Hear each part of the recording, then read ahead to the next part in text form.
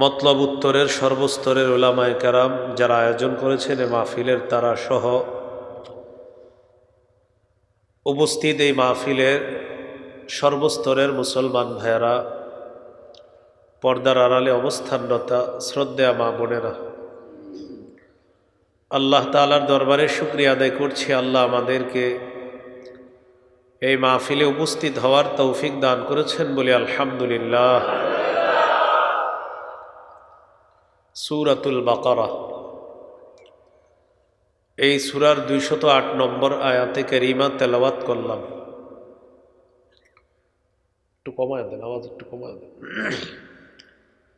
এই আয়াতে আল্লাহ তাআলা বলেন, ইয়া আইয়ুহাল্লাযীনা আমানু দুখুলু ফিস-সিলমি কাফা, হে ঈমানদারগণ, তোমরা ইসলামে পরিপূর্ণ রূপে প্রবেশ করো।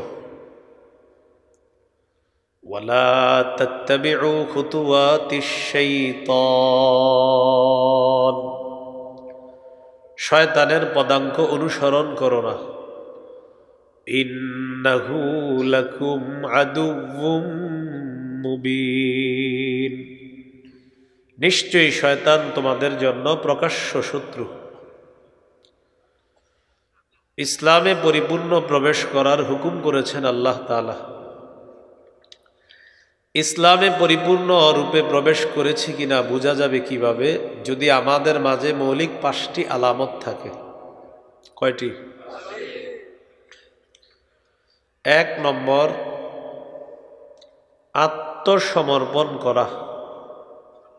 2 নম্বর, ইখলাস। 3 নম্বর, বিশুদ্ধ আকীদা। 4 নম্বর, উত্তম চরিত্র। 5 নম্বর, লেনদেনে স্বচ্ছ থাকা। আমাদের মাঝে যদি মৌলিক এই 5টি আলামত পাওয়া যায়, আশা করা যাবে যে আমরা পরিপূর্ণরূপে ইসলাম পালন করার চেষ্টা করতেছি। 1 নম্বর আলামত, আত্মসমর্পণ করা। আত্মসমর্পণ করার আরবি হলো ইসলাম, বাংলা হলো আত্মসমর্পণ করা। সূরা বাকারার 131 নম্বর আয়াতে আল্লাহ বলেন, ইয ক্বালা লাহু রাব্বুহু আসলিম ক্বালা আসলামতু লিরাব্বিল আলামিন। ইব্রাহিম নবীর রব ইব্রাহিম নবীকে বললেন, আপনি আত্মসমর্পণ করেন। তো যখন ইব্রাহিম নবীর রব ইব্রাহিম নবীকে বললেন আপনি আত্মসমর্পণ করেন, সারেন্ডার করেন, ক্বালা আসলামতু লিরাব্বিল আলামিন, ইব্রাহিম নবী বললেন আমি বিশ্বজগতের রব আল্লাহর কাছে আত্মসমর্পণ করলাম। সূরা বাকারার 132 নম্বর আয়াতে আল্লাহ বলেন, وَوَصَّى بِهَا إِبْرَاهِيمُ بَنِيهِ وَيَعْقُوبُ يَا بَنِيَّ إِنَّ اللَّهَ اصْطَفَى لَكُمُ الدِّينَ فَلَا تَمُوتُنَّ إِلَّا وَأَنْتُمْ মুসলিমুন। ইব্রাহিম নবী ইয়াকুব নবী সন্তানদেরকে ওসিয়ত করলেন, হে প্রিয় সন্তান, আল্লাহ তাআলা তোমাদের জন্য দ্বীন নির্বাচন করেছেন। ফালা তামুতুন্না ইল্লা ওয়া আনতুম মুসলিমুন, তোমরা মুসলমান না হয়ে মরবা না। দ্বীন আল্লাহ নির্বাচন করেছেন, সেই দ্বীনটা কি? সূরা আলে ইমরানের 19 নম্বর আয়াতে আল্লাহ বলেন, ইন্নাদ-দীনা ইনদাল্লাহিল ইসলাম, আল্লাহর কাছে একমাত্র মনোনীত দ্বীন হলো ইসলাম। সূরা আলে ইমরানের 85 নম্বর আয়াতে আল্লাহ বলেন, ওয়ামান ইয়াবতাগি গায়রাল ইসলামি দীনান ফালাই ইউকবালা মিন, যারা ইসলাম ছাড়া অন্য কোনো কিছুকে দ্বীন হিসাবে গ্রহণ করবে এটা তাদের থেকে গ্রহণ করা হবে না, এটা গ্রহণযোগ্য হবে না। তাহলে একমাত্র মনোনীত ধর্ম হলো ইসলাম। ইসলাম মানে আত্মসমর্পণ করা, আল্লাহর হুকুমের কাছে নিজেকে নত করা, ঝুঁকে যাওয়া, সব আদেশ নিষেধগুলা মেনে নেওয়া। মুসলমান পুরুষ যারা আছি আমরা, নারী যারা আছি আমরা, আমাদের কিছু কাজকর্ম আছে, এই কাজকর্মে বোঝা যাবে যে আমরা মুসলমান। বাজার থেকে বাজার নিয়ে বাসায় যাচ্ছেন, মাগরিবের আজান দিয়ে দিছে, আপনি মসজিদের এক কোনায় ব্যাগটা রাখলেন, রাখার পর সালাত আদায় করলেন, আপনি যে একজন মুসলমান এটা স্পষ্ট ফুটে উঠছে।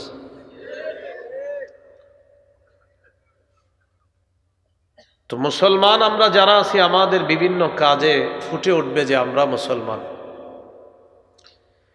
মা বোন যারা আছে মুসলমান তারা পর্দার মধ্যে থাকবে, পর্দা করে তারা চলবে, দেখলে মনে হবে এটা একজন মুসলিম নারী। আল্লাহ তাআলা বলেন, ওয়াকারনা ফি বুয়ুতিকুন্না ওয়ালা তাবাররাজনা তাবাররুজাল জাহিলিয়াতিল উলা ওয়াকিমনাস সালাতা ওয়া আতিনাজ যাকাতা ওয়া আতি'নাল্লাহা ওয়া রাসূলাহ। নবী আপনি আপনার স্ত্রীদেরকে বলেন, তোমরা তোমাদের গৃহে অবস্থান করো, জাহিলি যুগের নারীদের মতো তোমরা বাহিরে বের হবা না। ওয়া আকিমনাস সালাহ, নামাজ কায়েম করবা। ওয়া আতিনাজ যাকাহ, যাকাত আদায় করবা। ওয়া আতি'নাল্লাহা ওয়া রাসূলাহ, আল্লাহ এবং তার রাসূলের আনুগত্য করবা। এখন কোনো মা বোনরে যদি দেখা যায় পুরুষদের সাথে মিলেমিশে ইসলামী নাম নিয়ে কোনো অনুষ্ঠানে গিয়ে তারা একসাথে সেখানে যাচ্ছে, তখন বোঝা যাবে ওখানে আসলে ইসলামের কাজ হয় না, বরং ইসলামের লেবেল লাগিয়ে মানুষকে ইসলাম থেকে দূরে সরানো হয়।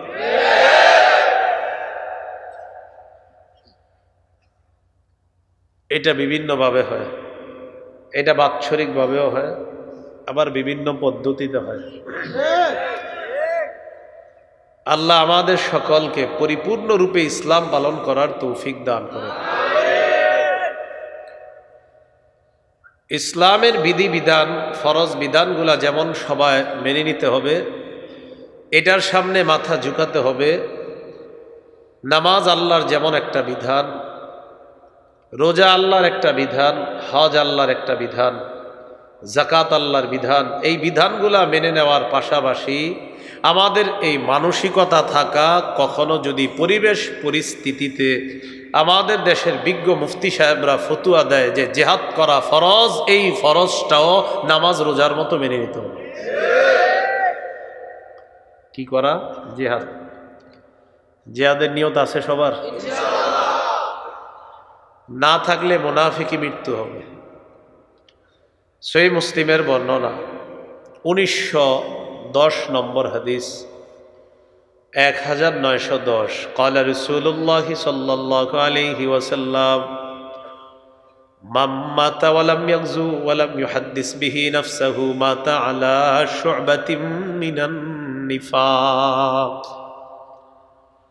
নবীজি বলেন, কেউ যদি মারা যায় জিহাদ না করে অথবা জিহাদের সংকল্প না করে, আল্লাহ নবী বলেন সে মুনাফিকি মৃত্যুবরণ করবে। নাউজুবিল্লাহ। নবীজি বলেন, আলাইকুম বিল জিহাদি ফি সাবিলিল্লাহ ফাইন্নাহু বাবুম মিন আবওয়াবিল জান্নাহ। তোমরা জিহাদ করা আবশ্যক করে নাও, জিহাদ হলো আল্লাহর জান্নাতের দরজা সমূহের একটা দরজা। قال رسول الله صلى الله عليه وسلم من قتل في سبيل الله فوق ناقة وجبت له الجنة। ওটের দুধ 2 বার পান করবেন। ওটের দুধ 2 বার পান করার মাঝখানে যেই সময়টা, এতটুকু পরিমাণ কেউ যদি আল্লাহর রাস্তায় লড়াই করে তার জন্য জান্নাত ওয়াজিব হয়ে যায়। এই জন্য জিহাদের মানসিকতা প্রত্যেকটা মুসলমানের রাখতে হবে। 28 পারা 11 নম্বর পৃষ্ঠা সূরাতুস সফফি 10 থেকে 13 নম্বর আয়াতে আল্লাহ বলেন, ইয়া আইয়ুহাল্লাযীনা আমানু হাল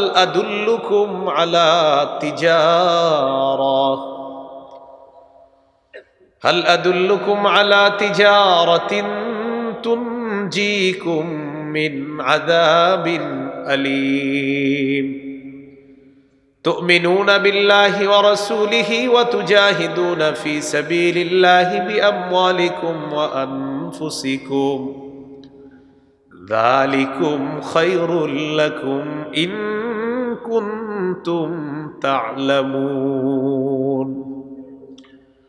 আল্লাহ তাআলা বলেন, হে ঈমানদারগণ, আমি কি তোমাদেরকে এমন একটা ব্যবসার কথা বলবো যে ব্যবসা তোমাদেরকে যন্ত্রণাদায়ক আযাব থেকে রক্ষা করবে, কঠিন আযাব থেকে রক্ষা করবে। তুমিনুনা বিল্লাহ, তোমরা আল্লাহকে বিশ্বাস করবা, ওয়া রাসূলিহি, রাসূলকে বিশ্বাস করবা, ওয়া তুজাহিদুনা ফি সাবিলিল্লাহি বিআমওয়ালিকুম ওয়া আনফুসিকুম, জানমাল নিয়ে আল্লাহর রাস্তায় লড়াই করবা।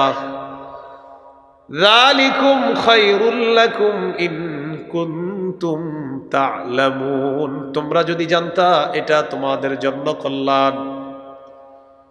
যদি তোমরা জিহাদ করো, ঈমান রাখো আল্লাহর প্রতি আর রাসূলের প্রতি, আর জিহাদের মানসিকতা রাখো, ইয়াগফির লাকুম যুনুবাকুম, তোমাদের অতীতের সব গুনাহ আল্লাহ মাফ করে দিবেন।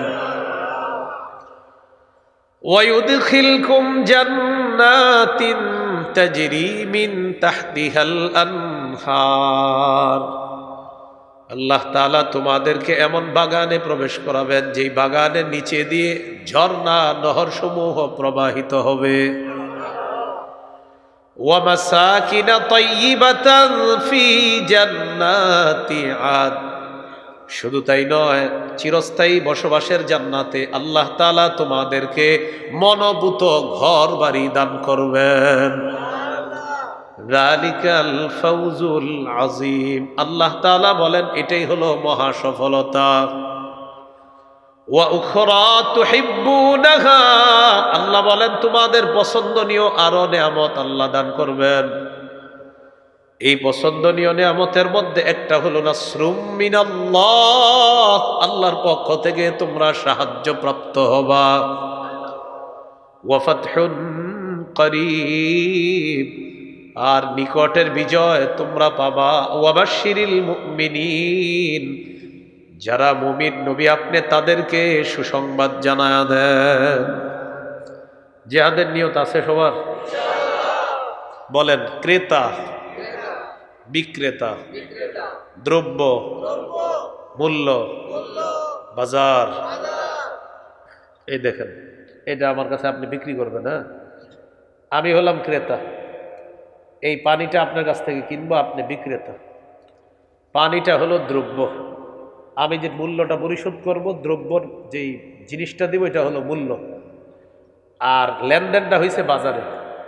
তাহলে আমি ক্রেতা, তিনি বিক্রেতা, এটা দ্রব্য, টাকাটা হলো মূল্য, লেনদেনটা হয়েছে বাজারে। বুঝে আসছি? আচ্ছা, বলেন আমার সাথে, ক্রেতা আল্লাহ,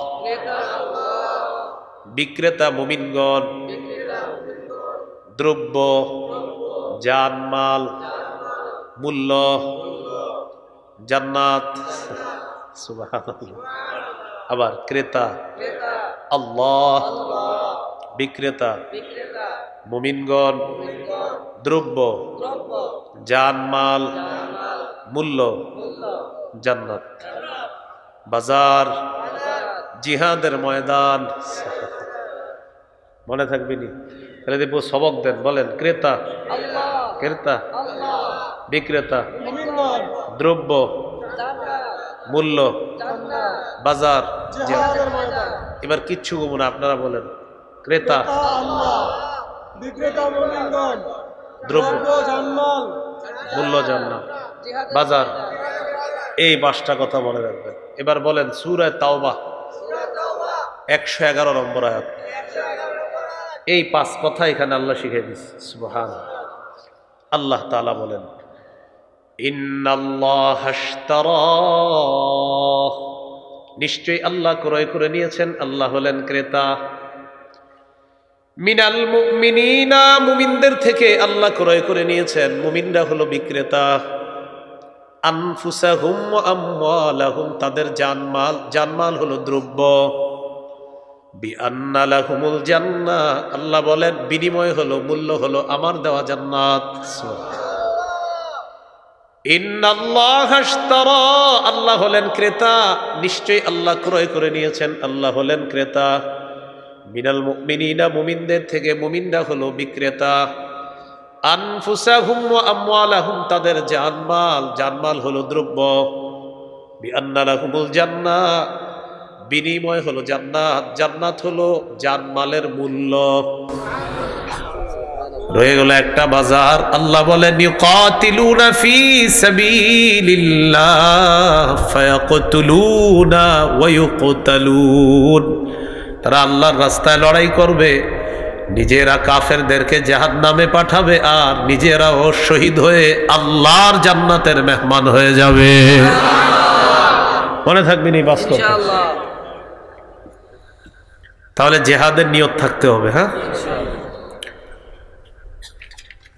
এই এলাকার নামটা কই হুজুর? মোহাম্মদপুর। এই মোহাম্মদপুর থেকে একজন নিয়ত করছেন, আল্লাহ আপনি যদি আমাকে কখনো সুযোগ দেন তো আমি শহীদ হব, নিয়ত করছেন মোহাম্মদপুর থেকে। সহিহ মুসলিমের বর্ণনা, শুধু নিয়তটা যদি পাক্কা হয় তাহলে কি হবে? সহিহ মুসলিমের বর্ণনা 1909 নম্বর হাদিস, 1909 নম্বর হাদিস। قال رسول الله صلى الله عليه وسلم من سأل الله الشهادة بصدق بلغه الله منازل الشهداء وإن مات على فراشه। নবীজি বলেন, কেউ যদি মন থেকে নিয়ত করে আমি শহীদ হব, ওই ব্যক্তি যদি তার ঘরের বিছানার মধ্যেও মারা যায়, আল্লাহ তাআলা তাকে শহীদদের মর্যাদায় পৌঁছায় দিবেন। তাহলে নামাজ, রোজা, হজ, যাকাত এগুলো ইসলামের নির্দেশনা, জিহাদ এটাও ইসলামের নির্দেশনা। এই মানসিকতা রাখতে হবে।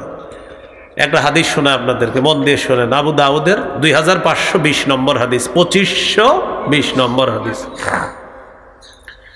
এই হাদিসের বর্ণনাকারী আব্দুল্লাহ ইবনে আব্বাস রাদিয়াল্লাহু তাআলা আনহুমা, তিনি বলেন, উহুদের যুদ্ধে যে 70 জন সাহাবী শহীদ হয়ে গেছে, রাসূলুল্লাহ সাল্লাল্লাহু আলাইহি সাল্লাম বলেন, লাম্মা উসিবা ইখওয়ানুকুম বি উহুদিন, উহুদের যুদ্ধে যে তোমাদের ভাইয়েরা শহীদ হয়েছে,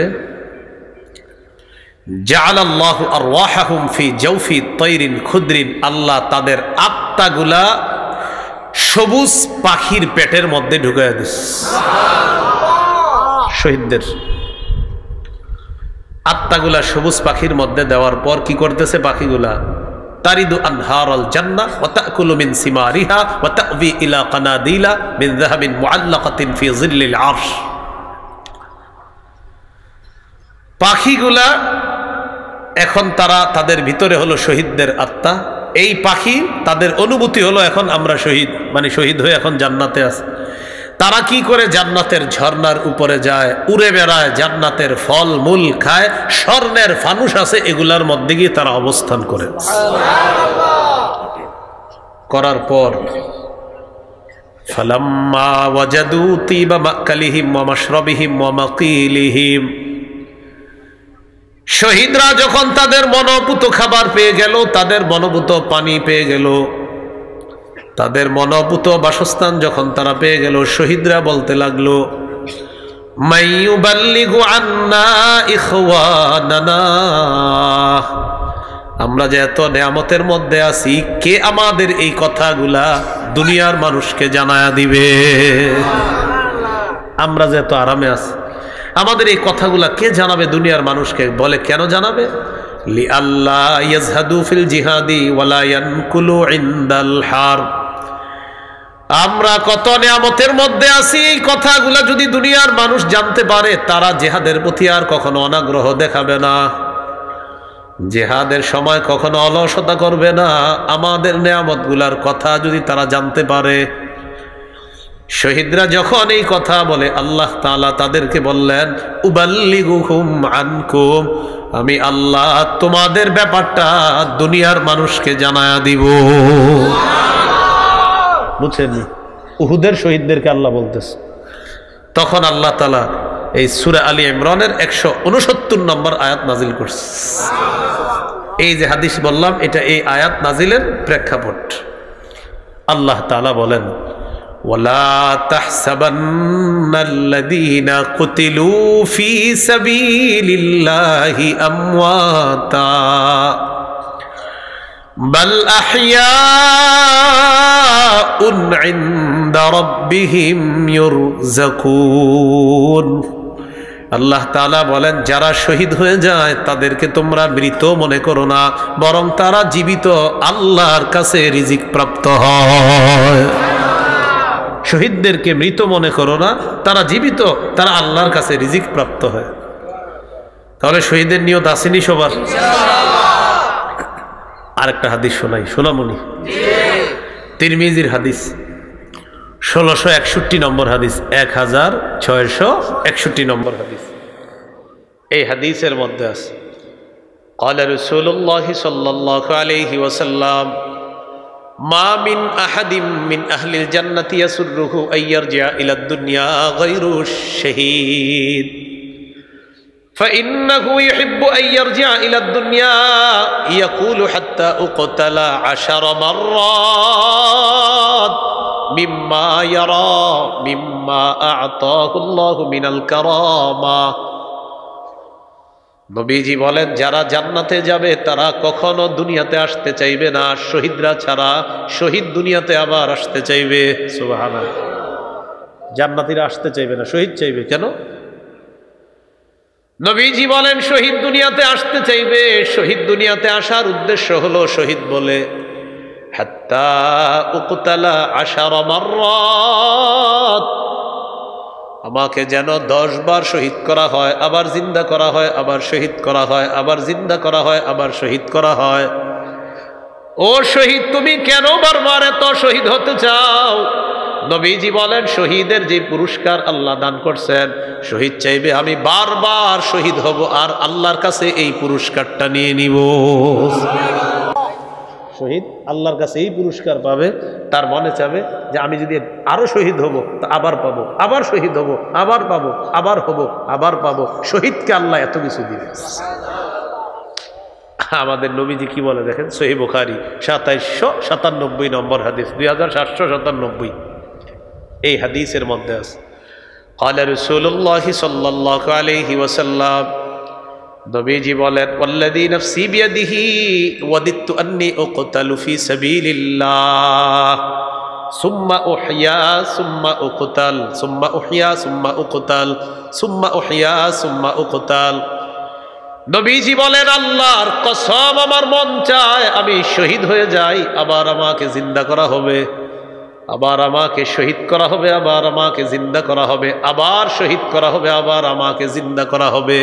যতবার আমাকে জিন্দা করা হয় আমি চাইব ততবার যেন আমাকে আবার শহীদ করা হয়। এটা আমাদের নবীজির চাওয়া।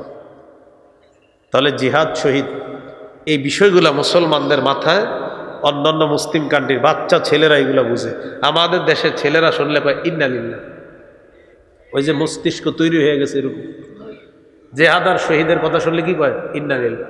এইখানে যদি আলেমরা বলে কারা কারা যাবেন, সবাই হাত তুলবে। যখন আগামীকাল হুজুররা যাবে বলবে আপনারা যান, আপনারা। যখন যাবে আর বলবে সবাই তো যায়, আমি না গেলে কি হবে? তাহলে পাক্কা জিহাদ আর শাহাদাত, বলেন এটা ইসলামের নির্দেশনা কিনা? এই বিষয়টা মাথায় রাখতে হবে। ইসলামে পরিপূর্ণ প্রবেশ করেছি কিনা এটার প্রথম আলামত হলো আমি আত্মসমর্পণ করেছি কিনা আল্লাহর সব হুকুমের সঙ্গে। আল্লাহ কথাগুলা বুঝার তৌফিক দান করেন। তিরমিজির বর্ণনা 1663 নম্বর হাদিস, 1663। قال رسول الله صلى الله عليه وسلم লিশহীদ ইনদাল্লাহি সিত্তু খিসাল। নবীজি বলেন শহীদের আল্লাহর কাছে স্পেশাল 6টা পুরস্কার আছে। কয়টা? এক নাম্বার, ইউগফারু লাহু ফি আউয়ালি দাফাতিন ওয়া ইউরা মাকআদুহু মিনাল জান্নাহ। শহীদের শরীরের রক্তের ফোঁটা পড়ার সাথে সাথে তার আগের সব গুনাহ মাফ, আর রক্তের ফোঁটা পরে আর তাকে তার জান্নাতের আসনটা দেখানো হয়। এক নাম্বার। দুই নাম্বার, ওয়ুজারু মিন আযাবিল কবরি, কবরের আযাব থেকে তাকে নিরাপত্তা দেওয়া হয়। তিন নাম্বার, ওয়ামানু মিনাল ফাজাইল আকবার, কিয়ামতের ময়দানের বিভীষিকাময় মুহূর্ত থেকে সে নিরাপত্তা লাভ করে।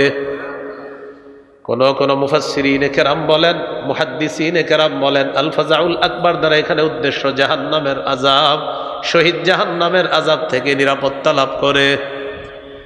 চার নাম্বার, ওয়ায়ুদউ আলা রাসিহি তাজুল ওয়াকারিল ইয়াকুতা, জান্নাতের মখমর পাহাড় পাথর, মরমন পাথর, এই পাথর দ্বারা খচিত একটা মুকুট শহীদের মাথায় পরিয়ে দেওয়া হবে।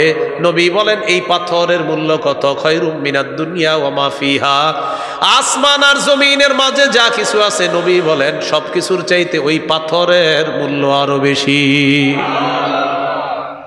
পাঁচ নাম্বারটা বলবো, ওয়ায়ুজাওয়াজু সিনতাইনি ওয়া সাবঈনা যাওজাতাম মিনাল হুরিল আইন, ৭২ জন হুরের সাথে তাকে বিয়ে দেওয়া হবে। ছয় নাম্বার, ওয়ায়ুশাফাউ ফি সাবঈনা মিন আকারিবিহি, তার নিকট আত্মীয় স্বজন যারা আছে, এই আত্মীয় স্বজনের কমপক্ষে ৭০ জনের ব্যাপারে শহীদের সুপারিশ আল্লাহ কবুল করবেন। তাহলে নিয়ত আসেনি সবার? ইসলামে পরিপূর্ণ প্রবেশ করার কয় আলামত? ৫ আলামত। এক নাম্বার, রবের হুকুমের সামনে আত্মসমর্পণ করা, রবের সব হুকুম মাথায় রাখতে হবে, হুকুম পালনের সুযোগ আসবে তো পালন করতে হবে। আল্লাহ তৌফিক দান করেন। সহিহ বুখারীর বর্ণনা ৩১২৩ নম্বর হাদিস, ৩১২৩ মানে ৩১২৩। عن أبي هريرة رضي الله تعالى عنه قال قال رسول الله صلى الله عليه وسلم تكفل الله لمن جاهد في سبيل الله لا يخرجه إلا الجهاد في سبيله وتصديق كلماته بأن يدخله الجنة أو يرجعه في مسكنه الذي خرج منه ما نال من غنيمة أو أجر। নবীজি বলেন, যে ব্যক্তি আল্লাহর রাস্তায় জিহাদে বের হয়, জিহাদে বের হওয়ার পর এই ব্যক্তি শুধুমাত্র জিহাদের নিয়তে বের হয়েছে, আর আল্লাহ বলছে জিহাদ করলে এই সওয়াব, এই নিয়তে বের হয়েছে, আল্লাহর কথাগুলা বিশ্বাস করে। নবী বলেন এই মুজাহিদের ব্যাপারে আল্লাহ দায়িত্ব নিয়ে নেয়, হয়তো তাকে জান্নাতে প্রবেশ করাবেন, আর যদি শহীদ না হয় গাজী বানায়া প্রচুর গনিমতের মাল সহ তাকে তার বাসস্থানে ফিরানোর দায়িত্ব আল্লাহ নিয়ে নেয়। এটা হলো মুজাহিদের অবস্থা। আল্লাহ আমাদেরকে কথাগুলা মনে রাখার তৌফিক দান করেন। তাহলে ইসলামে সবাই প্রবেশ করব পরিপূর্ণ রূপে, করেছি কিনা? কয় আলামত? ৫ আলামত। এক নম্বর, রবের সব আদেশ নিষেধের সামনে মাথা নত করে দেওয়া, আল্লাহ তৌফিক দান করেন। ২ নম্বর বলেন ইখলাস, আমার জীবনে আমি যা করব, আমরা যা করব ইখলাসের সাথে করা, আল্লাহ তৌফিক দান করেন। এই মাহফিলটা আপনারা করতে গিয়ে আপনাদের ইখলাস ছিল, যদি এটা নাও হতো মাহফিল, তাও আল্লাহ আপনাদেরকে সওয়াব দিতেন। হয়েছে, এখন আল্লাহ এই আলোচনার যে সওয়াবগুলা, এগুলো আল্লাহ দান করবেন, কারণ আপনাদের ইখলাস ছিল। নাসাইর বর্ণনা ৩১৪০ নম্বর হাদিস। এই হাদিসের মধ্যে আসছে রাসূল সাল্লাল্লাহু আলাইহি সাল্লামকে জিজ্ঞাসা করা হলো, আরাআইতা রাজুলান গাজা ফি সাবিলিল্লাহি ইয়ালতামিসুল আজরা ওয়াদ যিকরা ফামা লাহু ইয়া রাসূলুল্লাহ। ইয়া রাসূলুল্লাহ, এক ব্যক্তি আল্লাহর রাস্তায় লড়াই করেছে, তার নিয়ত হলো দুইটা। এক নাম্বার আল্লাহর কাছ থেকে সওয়াব কামাই করা, ২ নাম্বার মানুষের কাছ থেকে বাহবা কামাই করা। ফামা লাহু ইয়া রাসূলুল্লাহ, হুজুর সে কি সওয়াব পাবে? নবীজি বললেন লা শাইআ লাহু, সে কিছুই পাবে না। আদাহা সালাসা মাররাত, প্রশ্নটা ৩ বার করলেন। হুজুর এক ব্যক্তি আল্লাহর রাস্তায় জিহাদ করেছে, এক উদ্দেশ্য হলো সওয়াব কামাই করা, আরেকটা উদ্দেশ্য হলো মানুষের বাহবা কামাই করা। নবীজি বললেন লা শাইআ লাহু লা শাইআ লাহু লা শাইআ লা, সে কিছুই পাবে না, সে কিছুই পাবে না, সে কিছুই পাবে না। ইন্নাল্লাহা লা ইয়াকবালু মিনাল আমালি ইল্লা মা কানা লাহু খালিসা ওয়াবতুগিয়া বিহি ওয়াজহুহু। নবীজি বলেন আল্লাহ তাআলা ততক্ষণ পর্যন্ত আমল কবুল করেন না যতক্ষণ আমলটা ইখলাসের সাথে না হবে আর আল্লাহকে খুশি করার জন্য না হবে, সেই আমল আল্লাহ তাআলা কখনো কবুল করেন না। নাউজুবিল্লাহ। তাহলে বলেন আমাদের জীবনে সব আমল কার জন্য করব? আল্লাহর জন্য। আল্লাহ তৌফিক দান করেন। আজকের আলোচনার চলতেছিল ইসলামে প্রবেশ করব, করেছি কিনা 5 আলামত, 2 নাম্বার গেল ইখলাস, 3 নাম্বার, এটা গুরুত্বপূর্ণ আলোচনা, এটা সবাই মন দিয়ে শোনেন, মাঝে কেউ উঠবেন না, এই 3 নাম্বারটা শুই না, হ্যাঁ পুরাটা শোনেন। বলেন বিশুদ্ধ আকীদা। আরো জোরে, সুন্দর করে বলেন। আকীদায় শিরিক থাকা যাবে না, বেদাত থাকা যাবে না। চাই বেদাত দেখতে যত সুন্দর হোক। কি বুঝে আসছে? আচ্ছা, তাহলে 3 নাম্বার আলামত, আমার আকীদা বিশুদ্ধ হতে হবে। বিশুদ্ধ আকীদা মানে আমার আকীদায় শিরিক থাকবে না, বেদাত থাকবে না। শিরিক থাকবে না, যেমন আগে কিছু পড়াশোনা করি 2 দল মিলে, চলেন বলেন শিরকি কথা বলবো না, শিরকি কথা শুনবো না, শিরকি কাজ করব না, শিরকি আকীদা রাখবো না, শিরিকের মজলিসের আশেপাশে যাব না। কিছু মজলিস আছে এখান থেকে দেখবেন শিরিকের গন্ধ আসে, এই গন্ধের আচ্ছা বুঝলাম না, ঠিকের মাত্রা এত বেশি কেন আল্লাহ জানে। আচ্ছা শোনেন, শিরিকের গন্ধ যেখান থেকে আসবে সেখানেও আমরা যাব না। এটা হলো আজকে আমাদের 5টা কথা। বাচ্চাদেরকে ছোটবেলা থেকে শিখাবেন, শিরকি কথা বলবো না, শিরকি কথা শুনবো না, শিরকি কাজ করব না, শিরকি আকীদা রাখবো না, শিরিকের মজলিসের আশেপাশে যাব না। এই কথাগুলা বাচ্চাদেরকে ছোটবেলা থেকে শিখিয়ে দেবে ইনশাআল্লাহ। ও ছোটবেলায় তোতা পাখির মতো শিখবে, বয়স হওয়ার পর ও প্রশ্ন করবে আব্বা শিরকি কথা আবার কি, কাজ আবার কি। তখন আপনি ওরে শিখাইয়া দিলে ও শুরু থেকেই, যৌবনের শুরু থেকেই এই জাতীয় শিরক থেকে ইনশাআল্লাহ বাঁচতে পারবে। সূরা লুকমানের 13 নম্বর আয়াতে আল্লাহ বলেন, وَإِذْ قَالَ لُقْمَانُ لِابْنِهِ وَهُوَ يَعِظُهُ يَا بُنَيَّ لَا تُشْرِكْ بِاللَّهِ إِنَّ الشِّرْكَ لَظُلْمٌ عَظِيمٌ। আল্লাহ তাআলা বলেন, স্মরণ করুন ওই সময়কে যখন লোকমান তার সন্তানকে বললেন, হে প্রিয় সন্তান, তুমি আল্লাহর সাথে শিরিক করো না, শিরিক মহা জুলুম।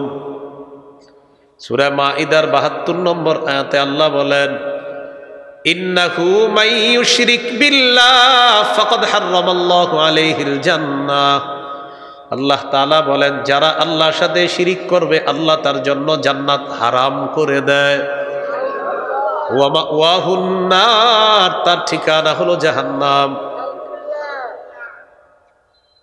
নবীজির সুপারিশ আমরা সবাই চাই, যারা বলি আমরা নবীকে ভালোবাসি তারাও চাই। আবার অনেক মুসলমান না বুঝে অনেক বেদাত কর্মকাণ্ড করে, শিরকি কর্মকাণ্ড করে, তারাও না বুঝে করে অনেক। কারণ এই মানুষগুলাকে কিছু মানুষ তাদের আকীদাগুলা নষ্ট করে। আহারে এই মানুষগুলাকে যদি কলিজা ছিঁড়ে বুঝাইতে পারতাম। আল্লাহ নবী বলেন, শোনো তোমরা, আতানি আতিম মির রব্বি। নবীজি বলেন, আজকে আমার কাছে আল্লাহর কাছ থেকে একজন ফেরেশতা আসছে, নবীজির কাছে একজন ফেরেশতা আসছে। আসার পর খায়্যারানি বাইনা আইয়ুদখিলা নিসফা উম্মতি আল জান্নাহ ওয়া বাইনা আশ-শাফাআ। ফেরেশতা আমার কাছে আসার পর আমাকে 2টা বিষয়ের যে কোনো একটা গ্রহণ করার ইচ্ছাধিকার দিয়েছে।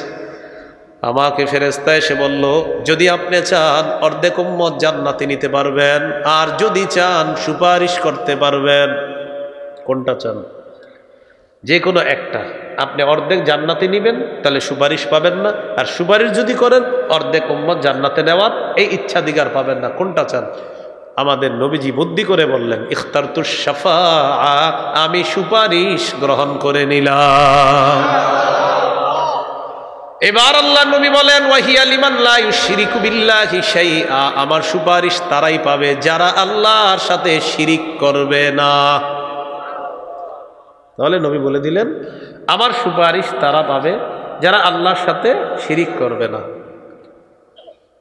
সহিহ মুসলিমের বর্ণনা 386 নম্বর হাদিস, ক্বালা রাসূলুল্লাহ সাল্লাল্লাহু আলাইহি ওয়াসাল্লাম, লিকুল্লি নাবিয়্যিন দাওয়াতুন মুস্তাজাবা ক্বাদ দাআ বিহা ফি উম্মতিহি।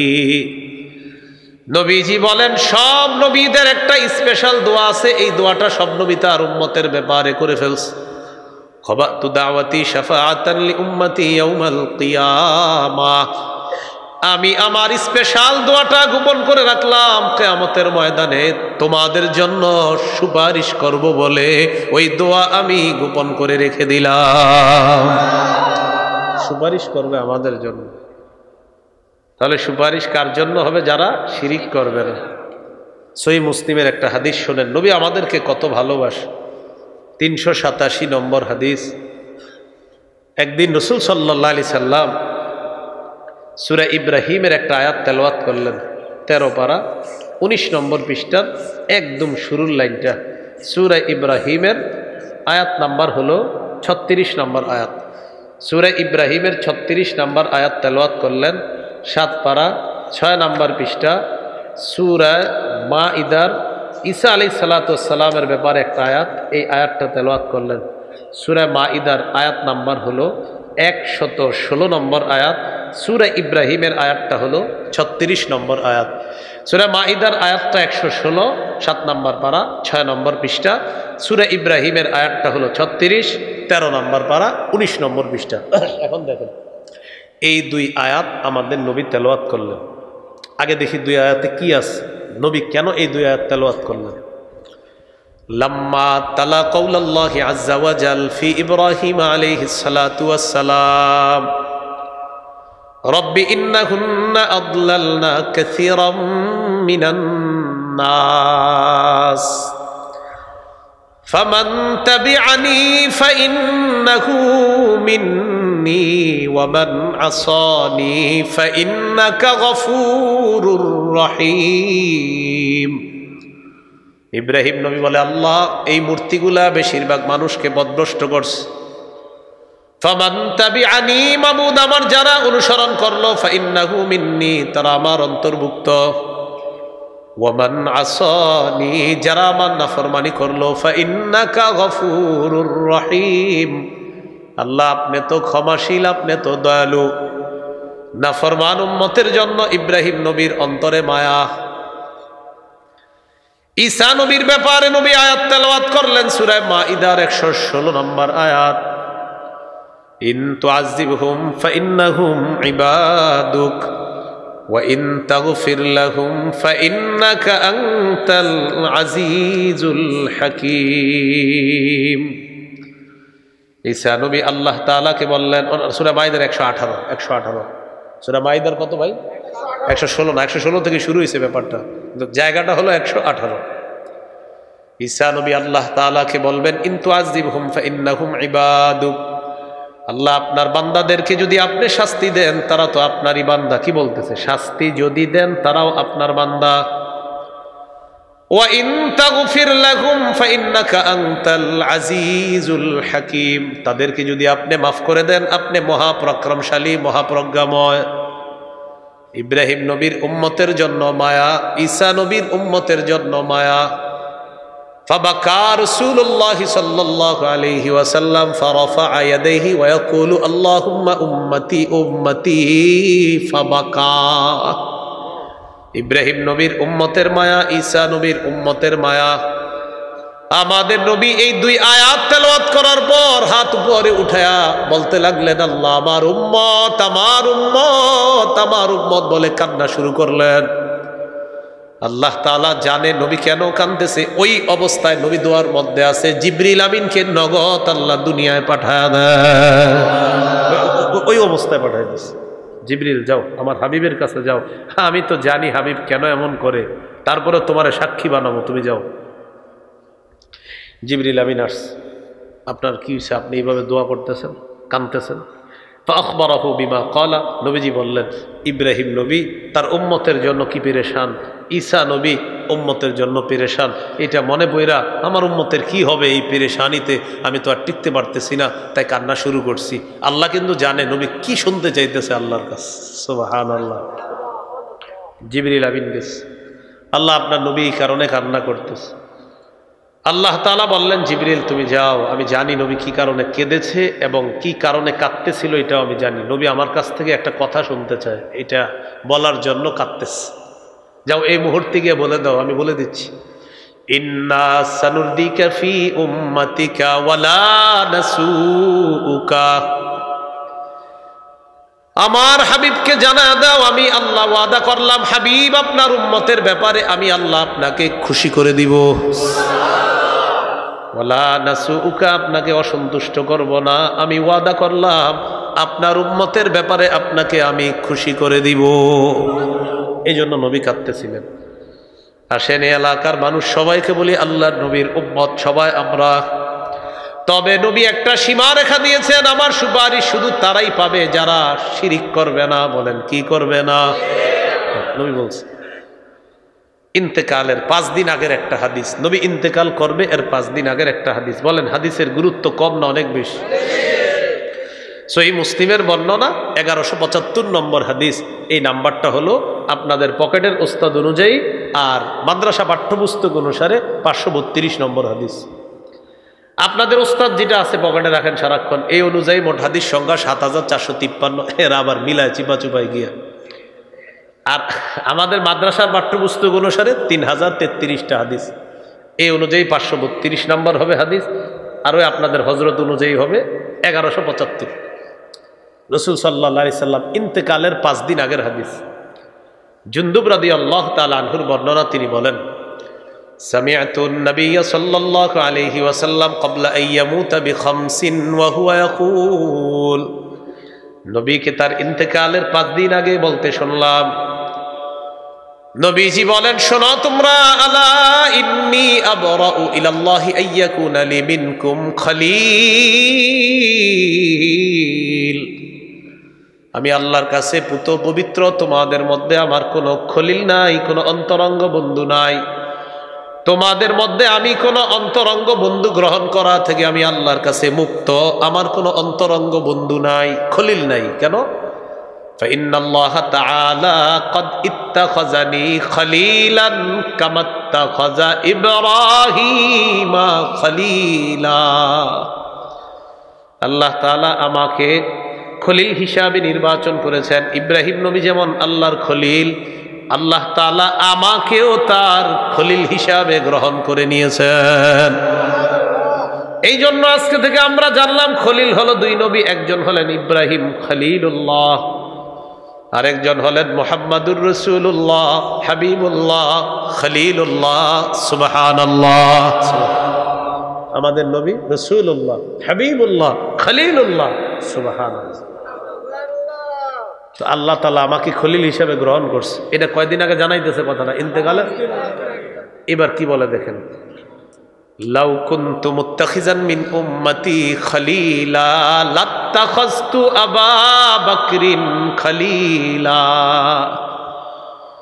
আমি যদি আমার উম্মতের মধ্যে কাউকে খলিল তথা অন্তরঙ্গ বন্ধু হিসাবে গ্রহণ করতাম, তাহলে আমার আবু বকরকে আমার খলিল হিসাবে গ্রহণ করতাম। কাকে? আবু বকর। কিন্তু আমার কোনো খলিল নাই, কারণ আমি আল্লাহর খলিল।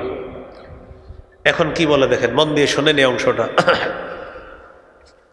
আলা শোনো, ওয়া ইন্না মান কানা ক্বাবলাকুম ইত্তাখাযু কুবুর আমবিয়াইহিম ওয়া সালিহিহিম মাসাজিদা। কে কথা বলেন না, অনুবাদটা শুনেন।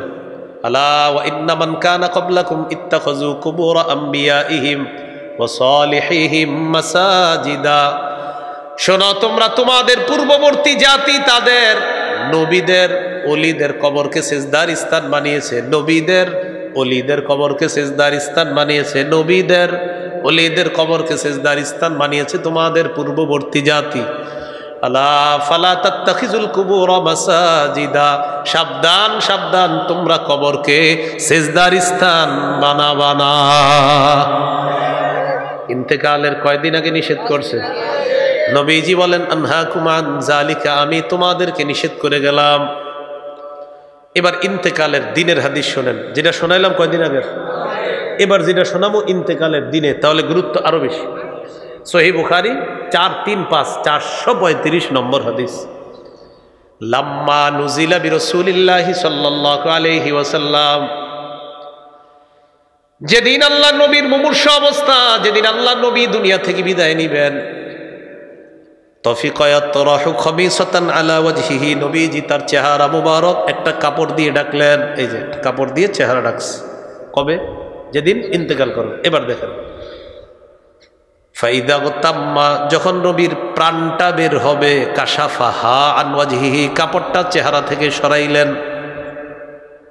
মুমূর্ষ অবস্থায় কাপড় দিয়ে ঢাকলেন, প্রাণটা বের হবে যখন, চেহারা মুবারক থেকে কাপড়টা সরাইলেন। তো সরানোর পর হঠাৎ নবীজি বলতেছে, লানাতুল্লাহি আলাল ইয়াহুদি ওয়ান নাসারা, ইহুদিদের উপর আল্লাহর অভিশাপ, খ্রিস্টানদের উপর আল্লাহর অভিশাপ। ইত্তাখাযু কুবুর আমবিয়াইহিম মাসাজিদা, তারা তাদের নবীদের কবরকে সিজদার স্থান বানিয়েছে। ইউহাদ্দিরু মা সানাউ, নবী সতর্ক করে দিচ্ছে, উম্মত আমি ইন্তেকালের পর আমার কবরকে কেন্দ্র করে সিজদার স্থান বানাবা না, আমার কবরকে কিন্তু সিজদার স্থান বানাবা না। আমার নবীর চাইতে বড় পীর, বড় আল্লামা, বড় শাইখুল হাদিস, বড় মুফতি, বড় মুহাদ্দিস, শ্রেষ্ঠ নবী, সুন্দর নবী, কামাল নবী, জামাল নবী, যত গুণ আছে আমার নবীর মধ্যে আপনি লাগাইতে পারবেন। আমার নবীকে সেজদা দেওয়া শিরিক, নবীর কবরকে সেজদা দেওয়া শিরিক। অতএব দুনিয়ার অন্য কোনো আল্লাহর ওলি, গাউস, কুতুব, পীর, মাশায়েখ, আলেম, শাইখুল হাদিস, আল্লামা, তাকে সেজদা দেওয়া শিরিক, তার কবরকে সেজদা দেওয়া কোটিবার শিরিক। দলিল সহ না দলিল ছাড়া? দলিল সহ। ইন্তেকালের 5 দিন আগে সহিহ মুসলিম 1175, পকেটের উস্তাদ অনুযায়ী, মাদ্রাসা অনুযায়ী 532, আর সহিহ বুখারী 435 435 নম্বর হাদিস। ইন্তেকালের দিনের প্রাণ বের হবে যখন, ওই সময়ের হাদিস। আর কিভাবে বুঝাইলে বুঝবেন? আপনি পায়ে ধরতে বললে একটু পারি যে পায়ে ধরুন, এছাড়া তো আর উপায় নেই। যদি বলেন তাও আমি রাজি। শিরিক থেকে কেউ বাঁচবেন আপনার পায়ে ধরলে, আমি আপনার পায়ে ধরবো, কারণ আপনি শিরিক থেকে বাঁচলে আল্লাহ আমারে জান্নাত দিবে, সমস্যা কি? একটা মানুষ বেঁচে গেছে, আমি আলহামদুলিল্লাহ, আমি ইনশাল্লাহ রাজি আছি। শিরিক করেন না ভাই। এবার আমার সাথে বলেন, কবরকে কেন্দ্র করে বলেন, মেলা বসানো যাবে না। কেন না? এটাও নবী নিষেধ করেছেন। মানে নবী নিষেধ করে, এরপরও মানুষ এটা করে, আবার দলিল দেয়। মানে কি দলিল জানেন? কোনো মানে কিতাবের দলিল না, এমনি বলে তোমরা দিয়ে এটা করো, ওইটা করো। আরে ভাই, আপনি যেটা করেন এটার দলিলটা দেন। দিবে না, এটার দলিল দিবে না। আবু দাউদ 2042 নম্বর হাদিস কি বলে দেখেন, ক্বালা রাসূলুল্লাহ সাল্লাল্লাহু আলাইহি ওয়াসাল্লাম, লা তাজআলু বুয়ুতাকুম কুবুরা, তোমরা তোমাদের ঘরগুলা কবর বানায়ো না। ঘর কি বানায় না? মুহাদ্দিসিনে কেরাম বলেন, যেই ঘরে আল্লাহর নাম নেওয়া হবে না, যেই ঘরে কোরআন তেলাওয়াত হয় না, যেই ঘরে নফল নামাজ পড়া হয় না, ওই ঘর কবরের মতো হয়ে যায়। ওয়ালা তাজআলু কবরি ঈদা, আমার কবরকে কেন্দ্র করে উৎসব বসাবা না, মেলা বসাবা না। কিন্তু আশেপাশে বসে, ঠিক মানে আমি জানি তো। আর আছে বানি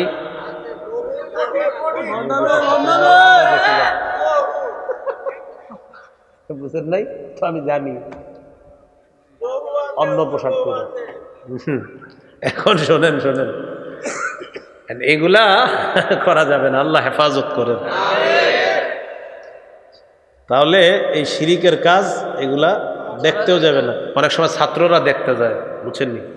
ছাত্ররাও যায় না, আগে বুঝতাম না, মনে করেন আমরাও ছাত্র জীবনে দেখতাম গিয়ে কি করে। তো এটা আসলে ঠিক হয়নি, কারণ ওই বুঝি নাই তো ছাত্র অবস্থায়। কিন্তু দেখতে যেতাম, দেখি ঘটনাটা কি ঘটে, না এটাও করবেন না, ঘটনাটা কি ঘটতেছে এটাও দেখতে যাবেন। কারণ আপনি শিরিক দেখতে যাওয়া ওর দলকে ভারী করা, এটাও করবো না ইনশাআল্লাহ। তাহলে মহাব্বতের দাবি হলো, ভাই এই জাতীয় কর্মকাণ্ডে কেউ যদি থেকে থাকেন, ইমাম সাহেব, খতিব সাহেব রাস, আমি ওনাদের সামনে বলে যাচ্ছি, আল্লাহর রাস্তায় আপনারা ফিরে আসেন, সবাই এক হয়ে আল্লাহর একত্ববাদ মেনে নিয়ে কবরে যেন যেতে পারি, আল্লাহ তৌফিক দান করেন। মনে আসেনি কয় আলামত? ইসলামে পরিপূর্ণ আছে কিনা কয় আলামত? 3 নাম্বার, বিশুদ্ধ আকীদা। আকীদা ঠিক আছে কিনা এটা দেখতে হবে, আমার আকীদায় শিরিক আছে কিনা, বেদাত আছে কিনা। গেল শিরিকের কথা, চলেন কিছু বেদাতের কথা বলি। সহিহ বুখারীর বর্ণনা 2697 নম্বর হাদিস, 2697 2697 এই হাদিসের বর্ণনাকারী আয়েশা সিদ্দিকা রাদিয়াল্লাহু তাআলা আনহা, তিনি বলেন, قال رسول الله صلى الله عليه وسلم من أحدث في أمرنا هذا ما ليس فيه فهو رد। নবীজি বলেন, আমাদের ইসলামী শরীয়তের মধ্যে কেউ যদি ইবাদতের নামে নতুন কিছু আবিষ্কার করে, এটা প্রত্যাখ্যান করা হবে। এটা বেদআত, দেখতে যত সুন্দর হোক, এটা প্রত্যাখ্যান করা হবে। অনেক সরল মুসলমানরা আইসা বলে, হুজুর অমুক কাজটা করলে আমার ভালো লাগে, মানে বেদাত কাজ ভালো লাগে, মানুষ বুঝে না, অনেক সরল মানুষ আছে বুঝে না, তো আইসা বলে, হুজুর ওটা করলে তো আমার ভালো লাগে। মনোযোগ দিয়ে আপনি শোনেন, আপনার ব্যাপারে ইমাম মালিক কি বলে দেখেন, মান ইবতাদা ফিল ইসলামি বিদআতান ইয়ারাহা হাসানা ফাকাদ জামা আন্না মুহাম্মাদান খানার রিসালা। কোন ব্যক্তি যদি ইসলামের মধ্যে নতুন বেদাত ঘটায় আর যদি এটাকে ভালো মনে করে, ইমাম মালিক বলেন, তুমি কেমন যেন আল্লাহ নবীর উপর প্রশ্ন উঠায় বলতে চাও, নবী আপনি পরিপূর্ণ দিন রাইখা যাইতে পারেন নাই, তুমি আসছো নবীর দিনটা পূর্ণ করতে। কি ভয়ঙ্কর কথা! ইমাম মালিক বলেন, তুমি বেদাত করলা আর বললা ভালো লাগে, তুমি নবীর উপর প্রশ্ন উঠাইতেছো, নবী তো পূর্ণ দিন রেখে গেছে, আর তুমি নতুন করে এসে কিছু করবা আর বলবা এটা ভালো লাগে। আরে নবী তো দিন রেখে গেছে, কেন তুমি নতুন কিছু করবা আর বলবা ভালো লাগে? তুমি নবীর উপর প্রশ্ন উঠাইতেছো, হুজুর আপনি পরিপূর্ণ দিন রাখতে পারেন নাই, তাই আমি আসছি এটা পরিপূর্ণ করতে। প্রিয় ভাই বলেন, নবী কি দিন পূর্ণাঙ্গ রেখে গেছে না অপূর্ণাঙ্গ? আল্লাহ বুঝার তৌফিক দান করুন। আল্লাহ তাআলা বলেন, আল-ইয়াওমা আকমালতু লাকুম দীনাকুম ওয়া আতমামতু আলাইকুম নি'মাতি ওয়া রাদিতু লাকুমুল ইসলাম দীনা। আল্লাহ তাআলা বলেন সূরা মাইদা 3 নম্বর আয়াত, আল-ইয়াওমা আকমালতু লাকুম দীনাকুম, আজ আমি তোমাদের জন্য তোমাদের দিন পূর্ণ করে দিলাম।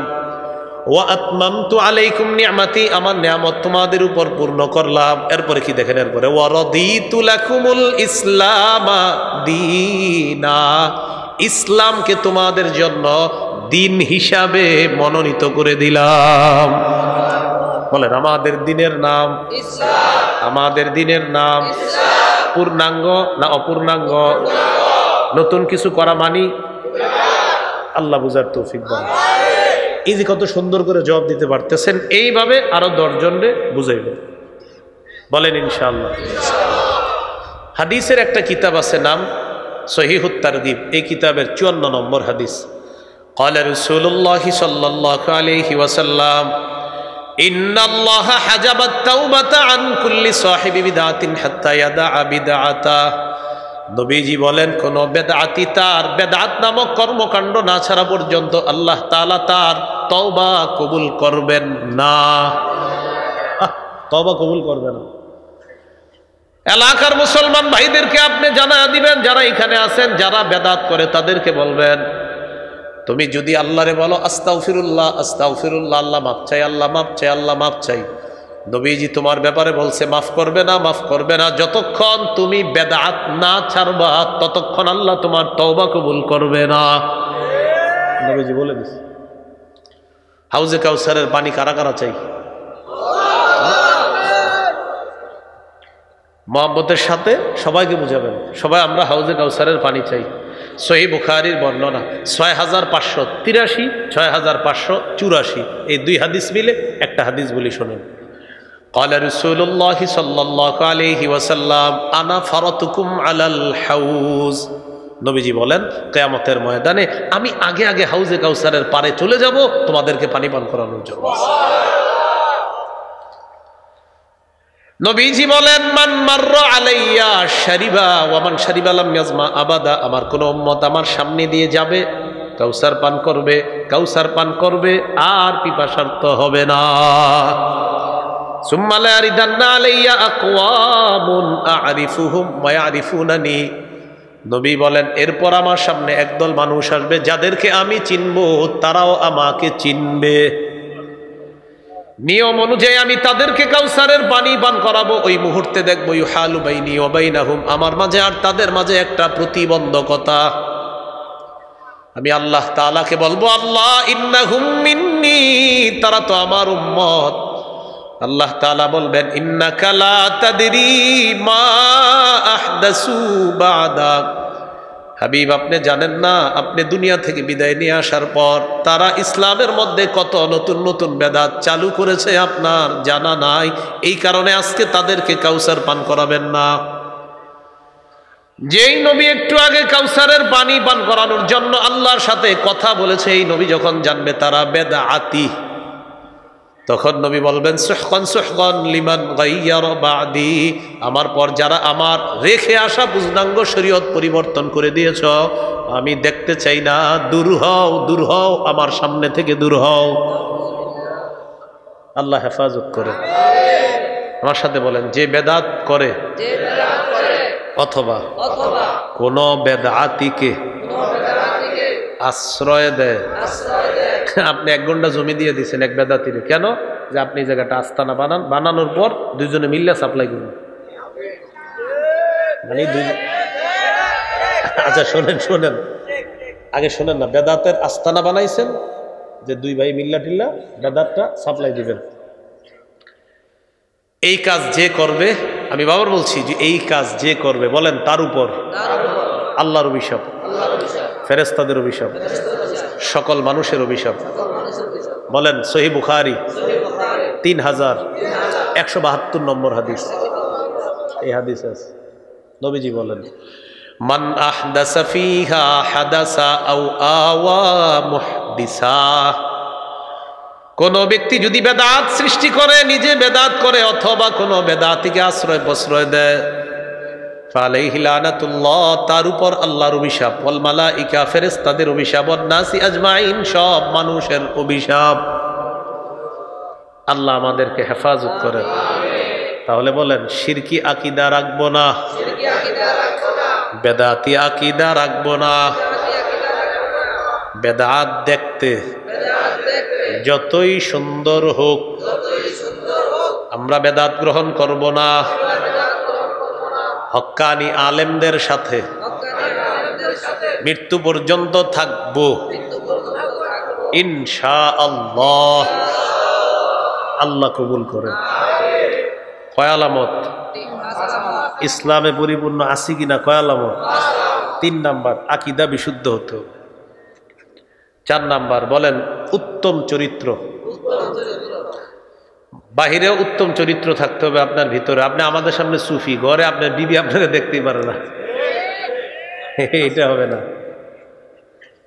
রাসূলুল্লাহ সাল্লাল্লাহু আলাইহি সাল্লাম বলেন খায়রুকুম খায়রুকুম লিআহলিহি ওয়া আনা খায়রুকুম লিআহলি, তোমাদের মধ্যে সর্বোত্তম ওই ব্যক্তি যে তার বিবির কাছে উত্তম। আর শোনো, আমি নবী সারা পৃথিবীর সবার মাঝে আমার বিবিদের কাছে শ্রেষ্ঠ। এটা হলো ঘরে। বাহিরে কি? মসজিদে গেছেন আপনি, যাওয়ার পর সামনের কাতারে গিয়ে দেখে একটা বাচ্চাটারে দেখার পর কয় তোর আব্বার নাম কি? অমুক। উত্তরপাড়ার অমুকের ছেলে না তুই? বাপটা যেমন পোলাটা বাপ, ছোট মানুষ তো বাইর করে দিচ্ছে। এটা একটা। আরেকটা সামনের কাতারে গেছে, তো হ্যাঁ আসছে, আসার পর যা পিজ্জা। এটা আপনি কি করলেন? মসজিদে আপনি নামাজ পড়তে গেছেন, তা আপনার চরিত্র এরকম কেন? হ্যাঁ শোনেন, একটু বুঝেন। আপনি এইভাবে বলবেন, বাবা তুমি একটু পাশে যাও, ওই সাইডে দাঁড়াও, জানালার পাশে, এখানে বড়রা দাঁড়াবে। এইভাবে সুন্দর করে যদি ওরে বলেন, ও যতদিন রাস্তায় দেখবে ছোট্ট মানুষটা আপনারে সালাম দিবে, আবার মসজিদও আসবে। আর যদি আপনি ওর সাথে ওই উল্টাটা করেন, ওই যে ওইটা আপনার ওই ঘরের পিছনে লুকাই থেকে ইট মারবেন। মারবে যে ওর আম্মা জিজ্ঞাসা করবে কিরে তুই ওনার মারলে এরকম, আম্মা আমার মসজিদে এরকম করছে, ঠিক আছে। এই জন্য আখলাক মসজিদেও আপনি দেখাতে হবে, সুন্দর আখলাক হতে হবে। একটু এবার শোনেন, এবার দেখি কারা কারা ঠিক কয়। কিছু মানুষ আছে দৌড়ে মসজিদে যায়, সবই তো ঠিক, শোনেন না, যাওয়ার পর জোতার নিচে আপনার ওই কাদাস, এই কাদা নিয়ে দৌড়ে ঢুকছে মসজিদে। তো একটা জুতা দক্ষিণে আর একটা উত্তরে, যেহেতু পশ্চিম দিকে আমরা ঢুকি তো জুতা উত্তরেই যাবে দক্ষিণেই যাবে। 10 জন মুসল্লির জুতা মসজিদের সামনে ছিল। এখন ওর কাদাগুলা, ওর সম্মানিত কাদাগুলা ওই অন্যান্য মুসল্লিদের জুতায় লাগছে। একটু বুঝেন, মসজিদের ভিতর আপনি গেলেন, যাওয়ার পর আল্লাহু আকবার দেখেন, তখন কি করে দৌড়ে আইছে না, আল্লাহু আকবার বলল সুবহানাকাল্লাহুম্মা ওয়া তাবারাকা ইসমুকা ওয়া তাআলা জাদ্দুকা ওয়া লা ইলাহা ইল্লা, আপনি দেখবেন এরকম করে। এখন করার পর যাক, ও ফরজ ওয়াজিব আদায় করছে, কিছু ভুল টুল হইলে আল্লাহর হক, আল্লাহ জানে, আল্লাহ মাফ করবে এটা। কিন্তু এই যে বাহিরে যে জুতাগুলা নষ্ট করলেন, এটা বান্দার হক।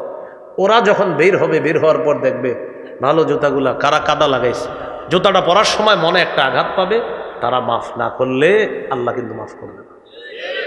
তো এই জন্য আমরা এই কাজটা করব না। হাদিসে আসছে, নবীজি বলেছেন বিসাকিনাতি ওয়াল ওয়াকার, ধীরস্থিরভাবে আসো মসজিদে, আইসা যতটুকু নামাজ পাও পড়বা, না পাইলে পরে ইমাম সালাম ফিরানোর পর দাঁড়ায় বাকিটা পড়বা, নবী বলে দিয়েছে। তাহলে দ্রুত গিয়ে এইভাবে আমরা হাঁপাইতে থাকবো, সুবহানাল্লাহ আপনার সুবহানাকাল্লাহুম্মা এইভাবে পড়বো না। তাহলে ধীরস্থিরভাবে বাদশাহ সর্বশ্রেষ্ঠ রব্বুল আলামিনের সামনে যাব, খুব মনোযোগ সহকারে গিয়ে দাঁড়াবো ইনশাআল্লাহ।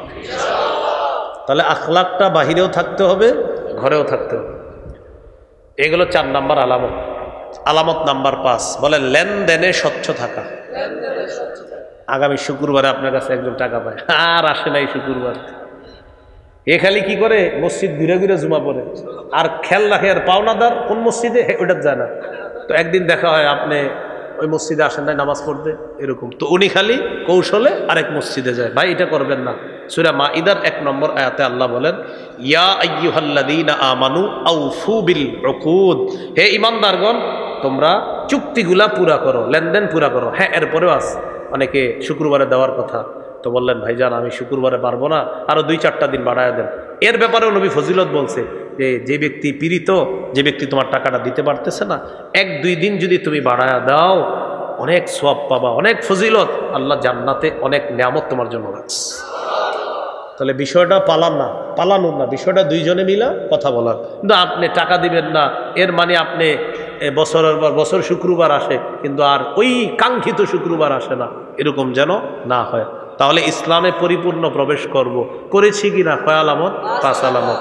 1 নাম্বার আত্মসমর্পণ। আত্মসমর্পণ মানে আল্লাহর সব হুকুম নিষেধ, আদেশ নিষেধের সামনে মাথা নত করা। নামাজ রোজা হজ সব আমরা মেনে নিই, জিহাদও আমরা মেনে নিই, শাহাদাতও আমরা মেনে নিই। জিহাদ আর শহীদের কোনো মাসালা যদি আমাদের দেশের বিজ্ঞ মুফতি সাহেবরা কখনো বলে, আমরা সবাই প্রস্তুত আছি ইনশাআল্লাহ। 2 নাম্বার আলামত ইখলাসের সাথে কফ করা। 3 নাম্বার বিশুদ্ধ আকীদা। আর এটাতে আপনাদেরকে আমি পুরো পড়ায়া দিছি, এটা বেশি মনে রাখবেন। আকীদায় শিরিক থাকা যাবে না, বেদাত থাকা যাবে না। 4 নাম্বার উত্তম চরিত্র। 5 নাম্বার লেনদেনে স্বচ্ছ থাকা। সর্বশেষ আমি সবাইরে বলবো, ভাই আপনারা সবাই এলাকাবাসী মিলেমিশে আল্লাহর একত্ববাদ স্বীকার করে বেদাত শিরিক থেকে মুক্ত হয়ে সবাই মিলেমিশে আমরা একসাথে যেন জান্নাতে দেখা করতে পারি। আল্লাহ তৌফিক দান করুন। সুবহানাল্লাহি ওয়া বিহামদিহি, সুবহানাকাল্লাহুম্মা ওয়া বিহামদিক, আশহাদু আল্লা ইলাহা ইল্লা আনতা আস্তাগফিরুকা ওয়া আতুবু ইলাইক। আজকের আলোচনাটা শিরিক বেদাতের আলোচনা। আমার সংকলন মিম্বরের আমানতটা সংগ্রহ করে নিয়েন যারা পারেন। 2 নম্বর খণ্ডে আজকের আলোচনাটা, শিরিক বেদাত কুফুরের আলোচনাটা 2 নম্বর খণ্ডে পাবেন। 1 থেকে 6 খণ্ড, সবগুলা খণ্ড যদি পারেন নিয়ে নেন, বাসায় নিয়ে রেখে রেখে পড়বেন। ওলামা তোলাবা হজরত সহ সাধারণ জনগণ সবাই পড়তে পারবেন। প্রথম খণ্ডে সন্তানের 64টা অধিকার, এটা জামাইবু পুরো মুখস্থ করে ফেলবেন প্রথম খণ্ডটা। দ্বিতীয় খণ্ড শিরিক বেদাত কুফুর তাওহীদ। তৃতীয় খণ্ড হালাল হারাম। চতুর্থ খণ্ড হলো আপনার স্বামীর 24টা অধিকার, স্ত্রীর 19টা অধিকার। পঞ্চম খণ্ড লা ইলাহা ইল্লাল্লাহর ব্যাখ্যা আর মুহাম্মদুর রাসূলুল্লাহ সাল্লাল্লাহু আলাইহি ওয়াসাল্লাম এই অংশের ব্যাখ্যা। ষষ্ঠ খণ্ড নামাজ।